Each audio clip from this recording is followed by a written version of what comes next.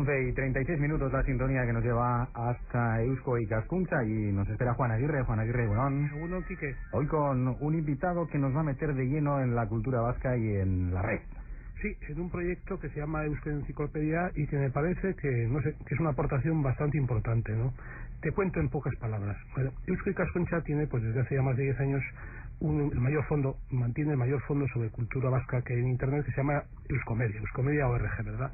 Bueno, ahí está pues la famosa enciclopedia Uñamendi, que todos conocemos, una enciclopedia de referencia, más 400 y pico números de la revista de Cultura y Ciencia Euskonews, artículos, libros, partituras musicales, etcétera, etcétera, etcétera. Bueno, esta gigantesca base de datos está predominantemente en castellano, ¿verdad? Entonces, en el año 2006, Eusko Ikaskuntza se planteó nutrir la red con contenidos sobre ciencia y cultura, pero también en lengua vasca. Y así es como surgió el proyecto Eusko Enciclopedia. Es la enciclopedia vasca, su director es Iñaki Martínez de Luna. Iñaki, Egunon. Egunon, ahí. Hace una semana supimos que la Viceconsejería de Política Lingüística del Gobierno Vasco va a empezar a elaborar una enciclopedia electrónica en euskera. ¿Cuáles son las singularidades que distinguen estos dos proyectos?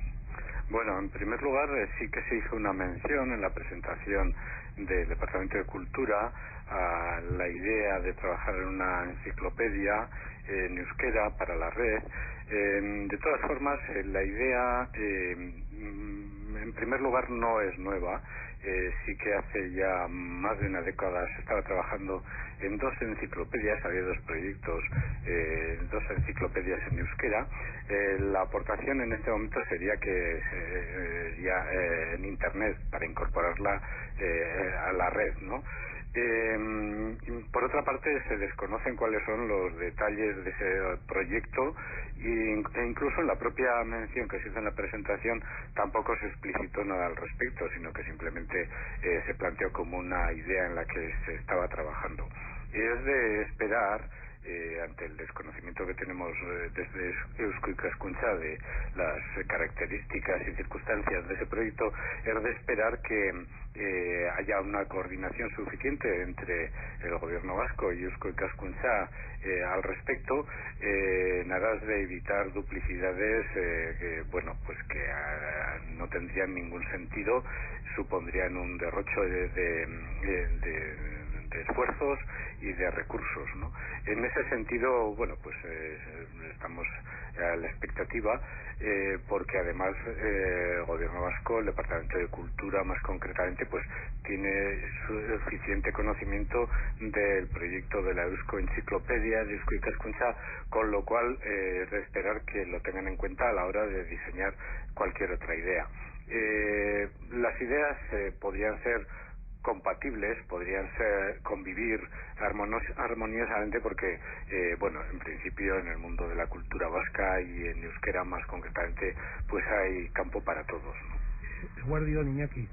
El guardián. En cualquier caso, pese a que lo que su nombre indica, la Eusko Enciclopedia no está planteada exactamente como una enciclopedia al uso, ¿verdad?, sino que está enfocado de otra manera. ¿Podría describirnos así brevemente cuáles son los contenidos y cuál es la estructura de esta obra? Sí, como se mencionaba en la presentación que ha hecho Juan Aguirre, en principio ahí hay unos fondos muy importantes, muy amplios, elaborados durante muchas décadas, y la idea de la Eusko Enciclopedia es partir de esos fondos. Lógicamente todos esos fondos no están en sus mejores condiciones para la época actual. Algunos pues son voces ya elaboradas hace unas décadas, en base a los conocimientos y al grado de desarrollo de la sociedad de esos momentos. Necesitan una actualización algunas de esas voces, otras voces son perfectamente válidas, pero la limitación, como antes ha mencionado Juan, pues es que están solamente en castellano en la mayor parte de los casos, ¿no?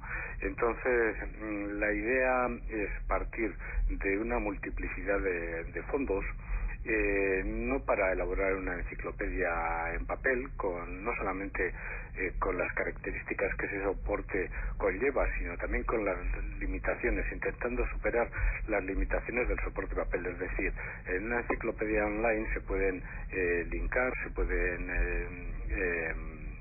concatenar otros contenidos de muy diversos fondos, evitando una necesidad de actualización permanente de determinados contenidos. Por ejemplo, pues población de los municipios, pues son datos generados por registros oficiales que muchas veces con poner un link, un vínculo a esas fuentes oficiales, pues es suficiente sin tener que estar actualizando esos contenidos de la enciclopedia, ¿no?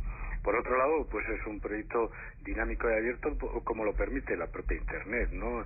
Se está planteando que aparte de los propios contenidos y de esos vínculos a otros contenidos de otros agentes que producen información interesante, también pueda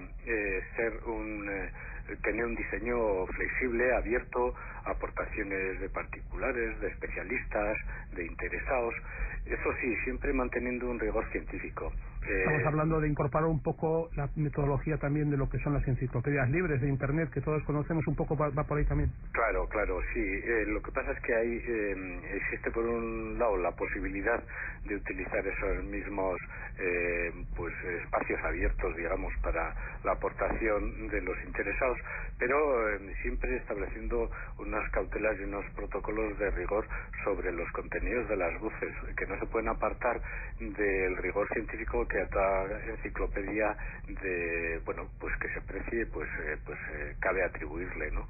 En ese sentido, pues la enciclopedia sería perfectamente utilizable desde los ámbitos académicos, con todas las exigencias y rigores que ello conlleva, hasta el ciudadano de a pie, con contenidos también interesantes y al día sobre los más diversos aspectos. Claro, Iñaki, porque eso es lo que se pregunta quizás la audiencia, ¿no? ¿Cómo y de qué manera nos puede servir esta enciclopedia? Claro, la enciclopedia, Auñamendi está sirviendo y se está utilizando ya en muchísimos casos, ¿no? Los registros que hay de acceso a la misma pues son muy importantes cuantitativamente y cualitativamente, ¿no? En ese sentido, el acceso a Internet por parte del ciudadano de a pie pues es cada vez una cosa más usual, y ya que prácticamente toda la gente, cuando tenemos que documentarnos sobre algo, de los primeros pasos que damos es Internet, ¿no? En ese sentido, el ciudadano de aquí puede encontrar voces de lo más dispar. Puede ser lo mismo de folclore vasco, que pueden ser de desarrollo sostenible, que pueden ser de áreas de ciencia y tecnología, como de arte, o de literatura en general, de literatura vasca, siempre con un anclaje que es Euskal Herria. Las voces, aunque planteen temáticas generales, como por ejemplo pues desarrollo sostenible, siempre lógicamente tienen que hacer una aportación a cómo está el tema ese en Euskal Herria, los agentes que intervienen en ello, el proceso que se está siguiendo sobre el impacto ambiental, sobre los recursos existentes, etcétera, ¿no? El anclaje es Euskal Herria, pero los contenidos están adecuándose, deben estar adecuándose continuamente a las necesidades de una sociedad moderna y dinámica. Insistiendo en lo que dice Quique, creo que tengo entendido que en el proyecto Euskoenciclopedia se está incidiendo especialmente en el tema de la socialización, para que la socialización de esta obra sobre todo sirva, o fundamentalmente o especialmente, al sistema educativo, ¿verdad? Sí, el hecho de presentar la obra, antes hemos hablado de euskera y castellano, quizás sea más correcto decir en distintas lenguas, porque la plataforma que se está preparando al respecto no solamente permite alojar las voces en euskera y castellano, aunque en una primera instancia la mayor parte de los contenidos vayan a estar en esas lenguas, ¿no? Pero lógicamente tiene mucho sentido, por ejemplo, en Iparralde, que las voces estén en euskera y francés, no tanto en castellano, y luego pues determinados contenidos concernientes al País Vasco que pueden ser de interés a nivel internacional, pues lógicamente tendrían que estar en inglés también, ¿no? Entonces, en ese sentido se está planteando trabajar en distintas lenguas conforme al perfil de las voces y el potencial de los usuarios. Y hablando de la socialización de los contenidos, para empezar, las lenguas más adecuadas es uno de los primeros criterios para socializar los contenidos, pero a partir de ahí también, gracias al perfil de los usuarios actuales de Almiamendi, pues se conoce qué tipos de voces y desde qué tipos de servidores están entrando, ¿no? Lógicamente el sistema educativo, enseñanzas medias, enseñanzas superiores, pues son un nicho de usuarios muy importante, porque la documentación en el trabajo académico y científico pues es fundamental, ¿no? Y en ese sentido hay en este país que sobre todo la enseñanza en euskera se está abriendo paso de forma importante, pues la demanda de contenidos en euskera es cada vez mayor, y creemos que desde Eusko Ikaskuntza, con el proyecto de Eusko Enciclopedia, pues se puede hacer una aportación interesante hacia esas demandas. ¿Y de qué volumen de información podemos estar hablando, por lo menos en una primera fase, porque ya sé que este es un proyecto de muy largo plazo, pero de qué volumen de información o qué plan tienen diseñado de hace 2 años? Hay una estrategia, como bien planteas, pues por prioridades, porque el proceso en sí de una enciclopedia online tendría que estar abierto permanentemente. Entonces, para ello es fundamental generar una red de colaboradores que, a partir inicialmente de las distintas secciones de Eusko Ikaskuntza, pues de salud, de folclore, de ciencia, de arte, de literatura, de historia, etcétera, crear equipos de profesionales, de expertos que vayan trabajando en las voces existentes para adecuarlas en las nuevas voces que hagan falta. Y claro, como este es un proceso inacabable, digamos que eterno, porque las necesidades sociales y la creación de nuevos contenidos pues no tienen fin, en ese sentido pues es obligado una aproximación por prioridades, no unos objetivos prioritarios. Se pretende inicialmente hacer unas áreas fundamentales, se está ya trabajando en ello desde hace tiempo, unas áreas fundamentales con unas voces de entrada para presentación de esas áreas, y en cada área pues unos contenidos de las voces más importantes. Por poner un ejemplo asequible a todo el mundo, pues literatura vasca, una voz que haga una introducción general de los aspectos concernientes a la literatura vasca en euskera, en castellano, etcétera, y que luego va a ir acompañada de una veintena, de una treintena de los autores imprescindibles en la literatura vasca, ¿no? Y eso en cada área. Esa es la primera aproximación, para que los usuarios puedan disponer de los elementos más destacados en lo que puede ser la demanda de una enciclopedia.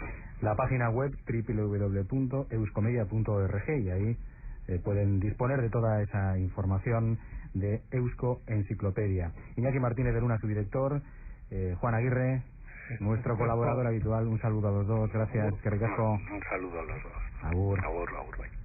11:49, seguimos hablando en este caso de historia con otro historiador que ha publicado una guía para elaborar nuestro árbol genealógico. Él es Juan Carlos Mora, Egunon. Juan Carlos, una guía, supongo que es un manual para conocer a nuestros antepasados, pero ¿cómo? ¿Qué es lo que hay que hacer?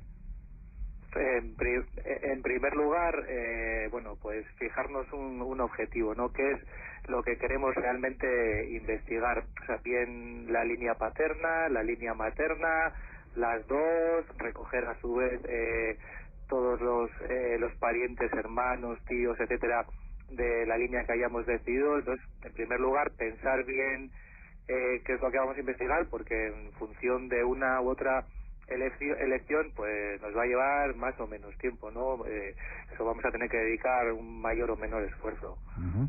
Bueno, una vez que tenemos clara esa idea, si vamos a seguir la rama de la familia materna o paterna, luego ¿dónde buscamos nuestros antepasados? ¿Dónde buscamos esos apellidos? Sí, en primer lugar, lo recomendable es en nuestros familiares más cercanos, ¿no? Después de fijar que vamos, por ejemplo, a comenzar, pues que yo voy a ser el sujeto del que parte la investigación, pues hablar con nuestros padres, con nuestros abuelos, con nuestros tíos, etcétera, y que nos empiecen a dar los primeros datos, ¿no? Pues fechas de nacimiento, lugares, etcétera. apuntar todo eso bien, y el siguiente paso ya sería acudir a lo que son las fuentes documentales, bien al registro civil o bien a los archivos diocesanos, a los registros de la Iglesia, y contrastar a ver si esos datos son correctos, porque la memoria humana es bastante frágil, siempre cometemos errores, omisiones, ¿no? Entonces, pues a partir de ahí, de estos dos archivos, el registro civil o los archivos diocesanos, retrotraernos en el tiempo todo lo que podamos, o son todo archivos, lo que tengamos. Son archivos que están abiertos al público en general, ¿no? No hay ningún problema.